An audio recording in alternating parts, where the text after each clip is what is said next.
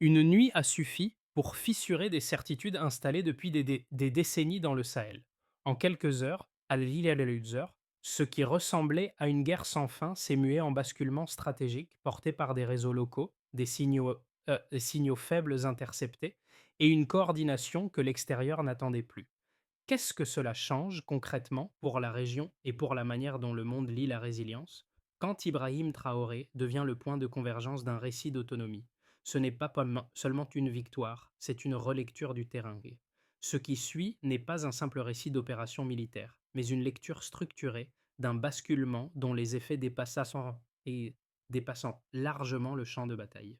L'enjeu est clair: comprendre comment une région longtemps décrite comme dépendante et fragile a pu produire, de l'intérieur, une réponse jugée plus efficace que des années de stratégie importée.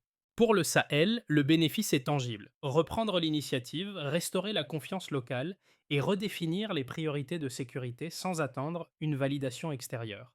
Mais le risque est tout aussi réel. Un modèle fondé sur l'autonomie et la résilience locale attire l'attention, suscite des résistances et expose la région à de nouvelles pressions politiques, économiques et diplomatiques. L'objectif de cette analyse est donc double: mesurer ce qui a réellement changé sur le terrain et identifier ce que ce tournant implique pour l'avenir régional, au-delà de l'enthousiasme immédiat.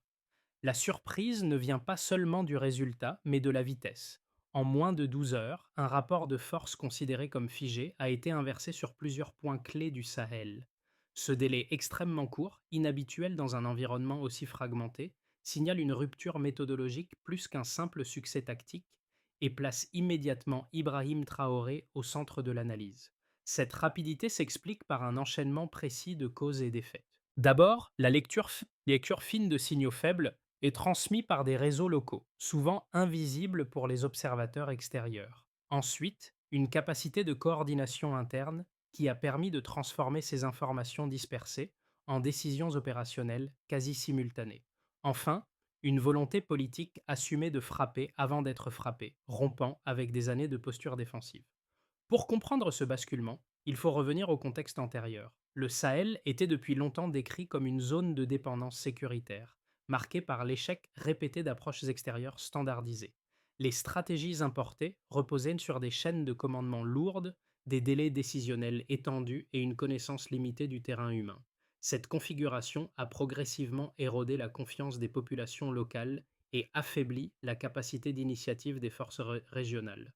C'est dans cet espace laissé vacant qu'une intelligence collective locale s'est structurée. Ibrahim Traoré n'apparaît pas ici comme un stratège isolé, mais comme le catalyseur d'un savoir accumulé par des communautés habituées à survivre dans un environnement hostile. La mini-révélation, est là. Le changement ne vient pas d'un apport extérieur décisif, mais d'une recomposition interne déjà en gestation.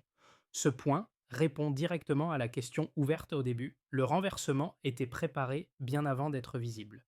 Sur le terrain, le basculement ne s'est pas manifesté par de grandes annonces, mais par une série de décisions concrètes, prises au plus près des réalités locales. Ibrahim Traoré n'a pas agi comme une figure distante, mais comme un point de liaison entre des unités militaires, des relais communautaires et des habitants qui détenaient une connaissance intime du territoire. Les échanges ne se faisaient pas dans des centres de commandement formels, mais dans des espaces discrets où l'information circulait rapidement et sans filtre. Les premiers impacts ont été visibles presque immédiatement. Des villages longtemps paralysés par l'attente ont changé de posture, passant de la résignation à l'anticipation. Des itinéraires considérés comme impraticables ont été réutilisés, non pas grâce à des moyens techniques supérieurs, mais grâce à une compréhension fine des rythmes locaux, des déplacements possibles et des zones réellement vulnérables. Cette capacité d'adaptation a redonné un rôle actif à des acteurs jusque-là marginalisés dans les schémas sécuritaires classiques. Dans cette phase initiale, Ibrahim Traoré a surtout servi de facilitateur.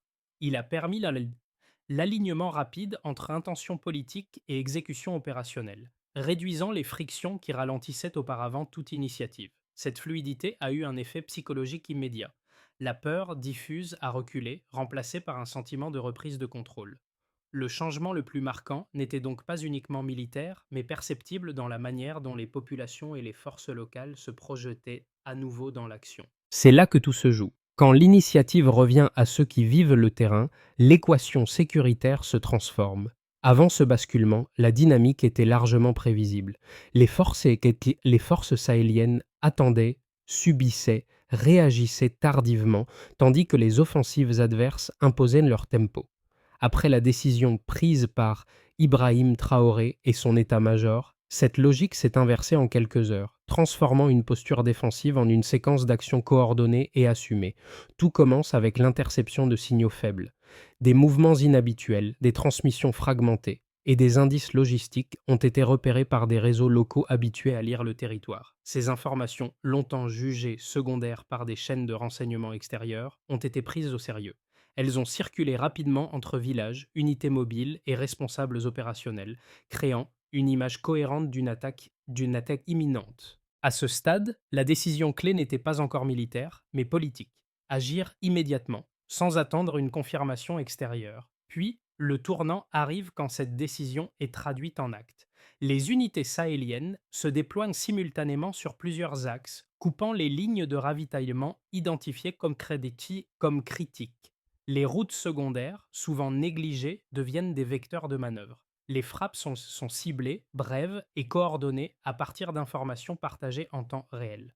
L'ennemi, habitué à une supériorité d'initiative, se retrouve désorienté, incapable d'anticiper des mouvements qu'il n'avait pas intégrés dans ses scénarios.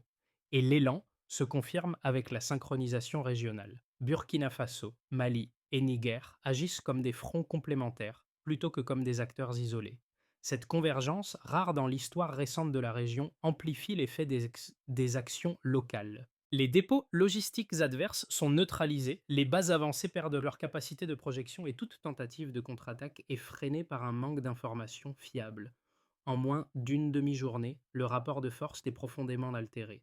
Les répliques ne tardent pas à se faire sentir. Les villages autrefois exposés deviennent des points d'appui. Les habitants, informés et impliqués, contribuent à maintenir l'initiative en signalant les mouvements suspects. La guerre change de nature. Elle n'est plus subie depuis l'extérieur, mais conduite de l'intérieur, avec une continuité entre population, renseignement et action.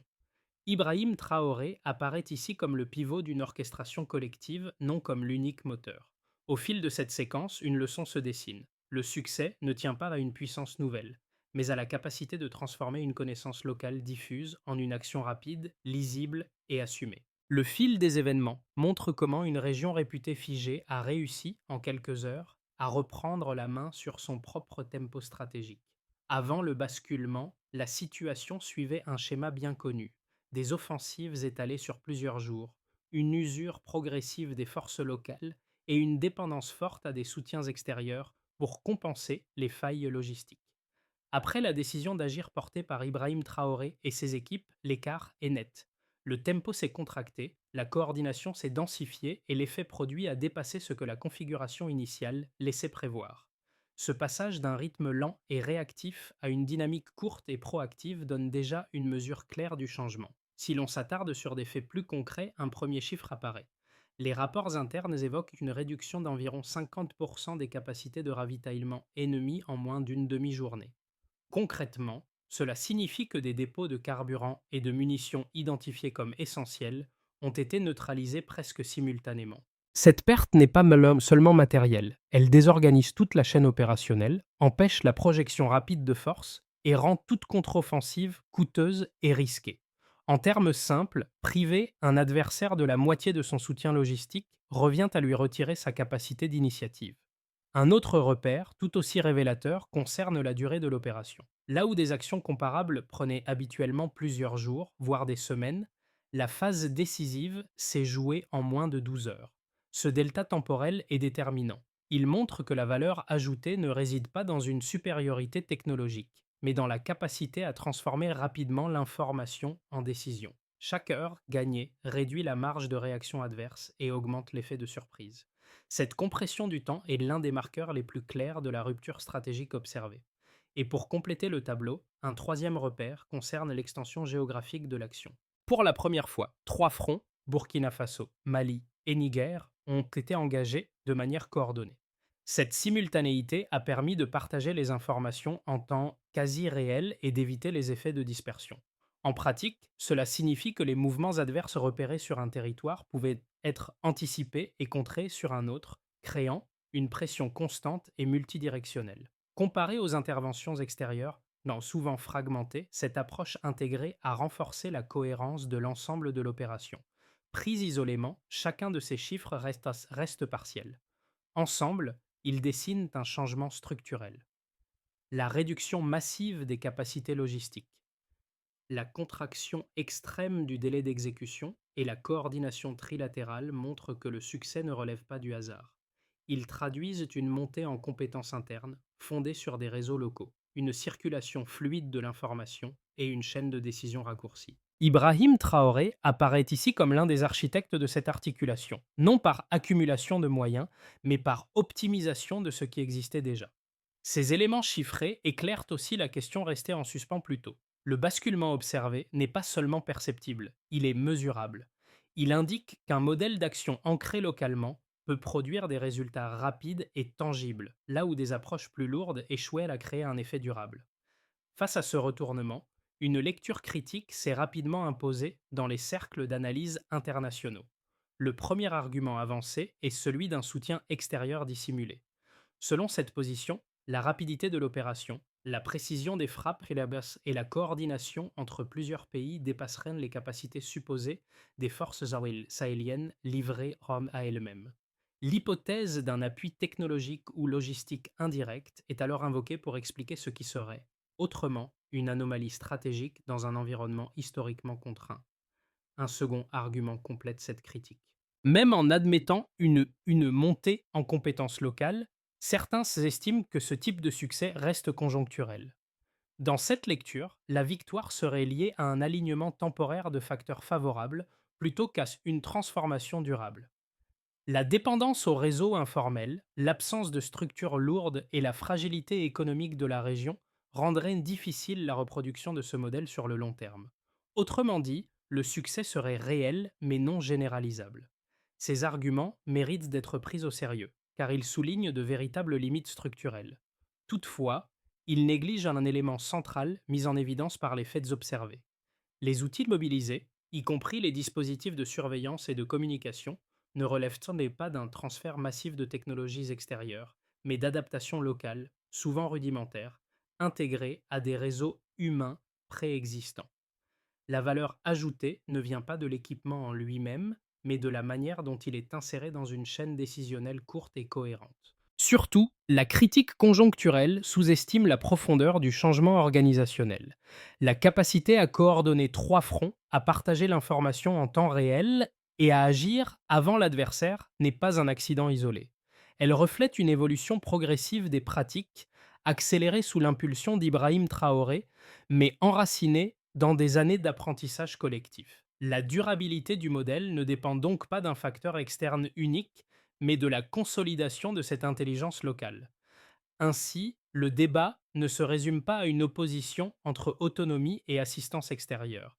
Il met en lumière une recomposition plus subtile où des ressources limitées, lorsqu'elles sont bien intégrées, peuvent produire un effet stratégique disproportionné. C'est cette logique, plus que le résultat ponctuel, qui constitue le véritable enjeu du retournement sahélien. Ce qui apparaît à ce stade, c'est que le basculement ne tient pas uniquement à une série de décisions rapides, mais à un déplacement plus profond de la logique stratégique. Jusqu'ici, la sécurité au Sahel était pensée comme une réponse importée, appliquée à un terrain perçu comme passif. La séquence observée montre l'inverse. Le terrain devient actif, producteur de solutions, et les cadres extérieurs cessent d'être la référence centrale. Cette inversion modifie la manière dont chaque action est conçue, évaluée et enchaînée. Ibrahim Traoré incarne ce point de rupture non par une posture idéologique, mais par un pragmatisme assumé. Les décisions ne sont plus calibrées pour répondre à des attentes internationales, mais pour produire un effet immédiat et lisible pour les acteurs locaux. Cette logique réduit les délais, limite les arbitrages abstraits et replace l'efficacité opérationnelle au premier plan.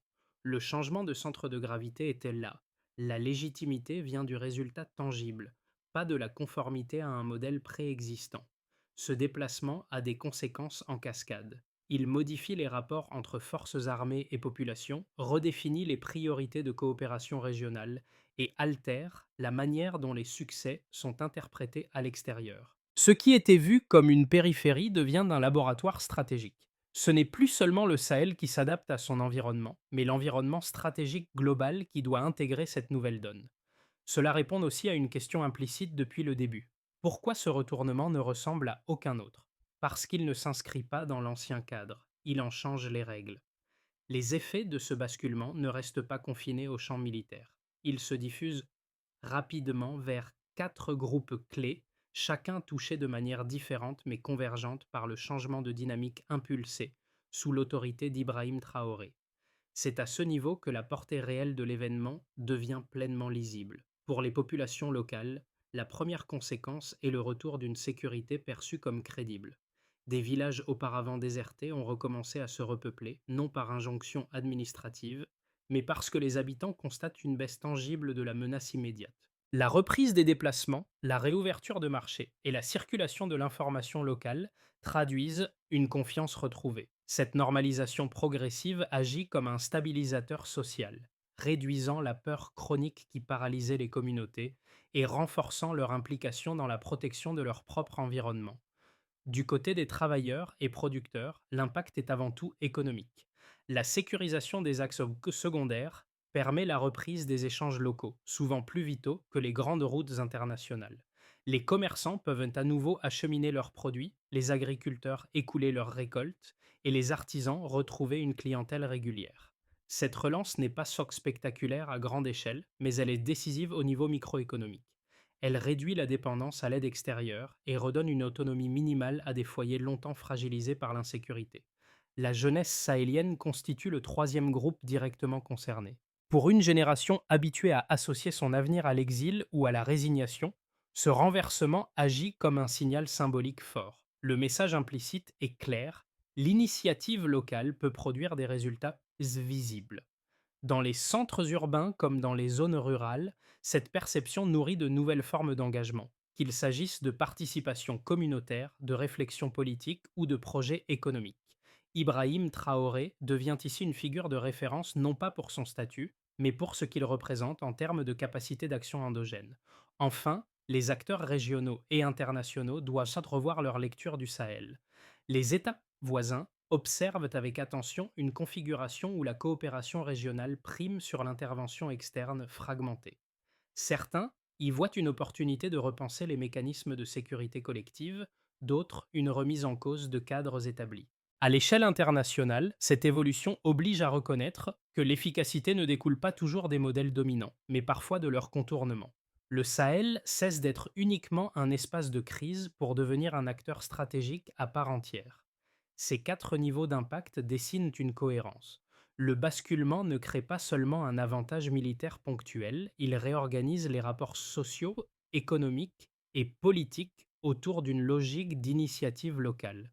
C'est cette combinaison d'effets, plus que le succès initial, qui donne à l'événement sa portée durable. À moyen terme, trois trajectoires plausibles se dessinent pour le Sahel, chacune dépendant de la capacité à consolider l'élan actuel et à absorber les pressions internes et externes. Le premier scénario, dit de base, repose sur une stabilisation progressive mais inégale. Les forces locales parviennent à maintenir l'initiative sécuritaire sur des zones clés, tandis que la coopération régionale demeure fonctionnelle sans être pleinement institutionnalisée. Les marchés rouvrent de façon intermittente, les déplacements reprennent partiellement, et la sécurité reste suffisante pour éviter un retour massif de la violence, sans toutefois garantir une transformation structurelle rapide.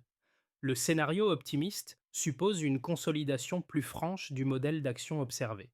Dans cette hypothèse, les mécanismes de coordination entre Burkina Faso, Mali et Niger se renforcent.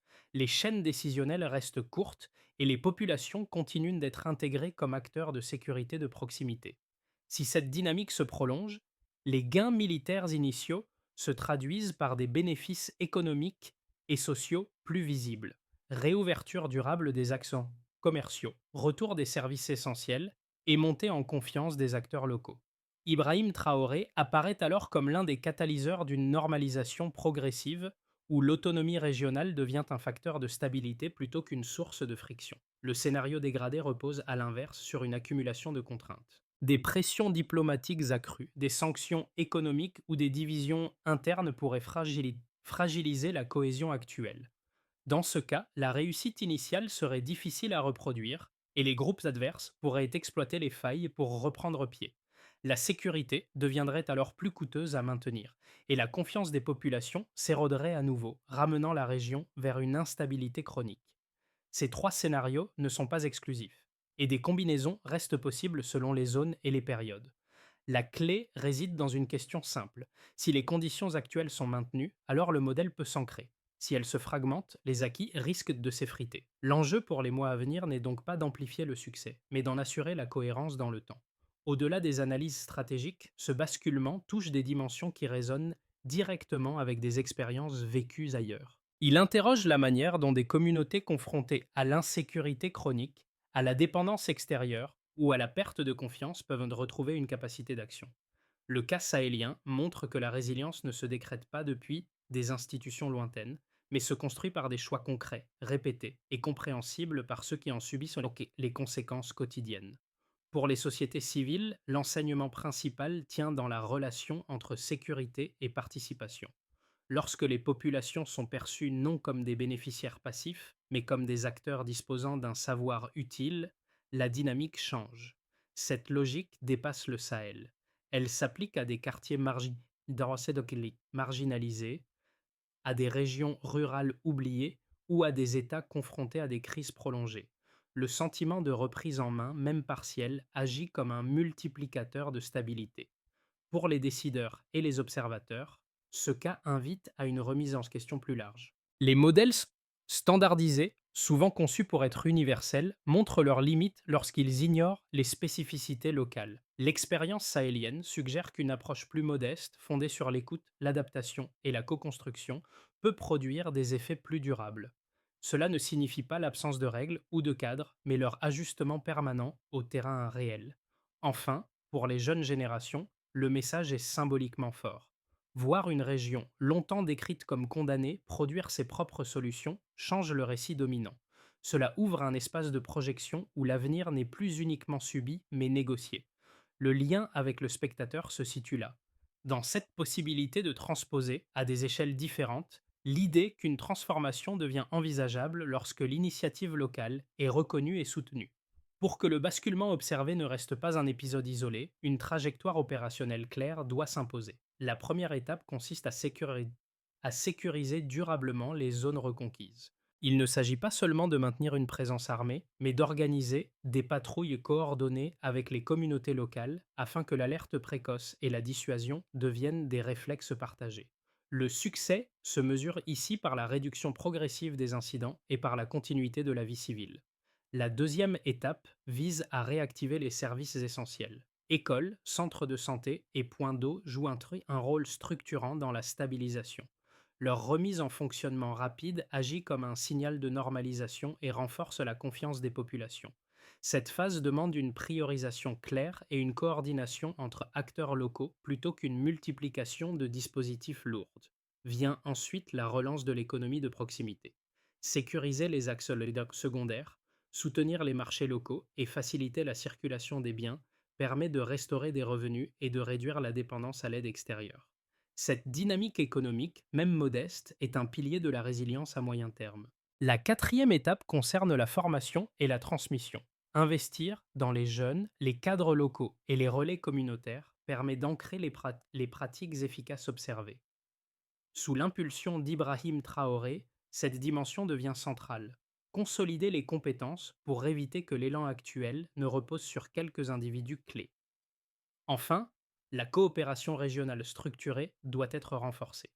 La coordination entre États voisins, fondée sur des mécanismes simples et fonctionnels, garantit que les acquis locaux ne soient pas isolés.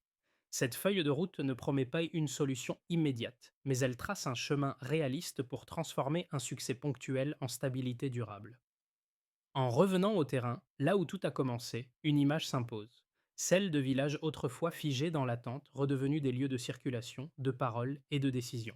C'est ce fil discret, déjà perceptible dans les premiers échanges décrits plus tôt, qui relie l'ensemble du basculement. Rien de spectaculaire à première vue, mais une transformation lente de la posture collective, passée de la survie à l'initiative.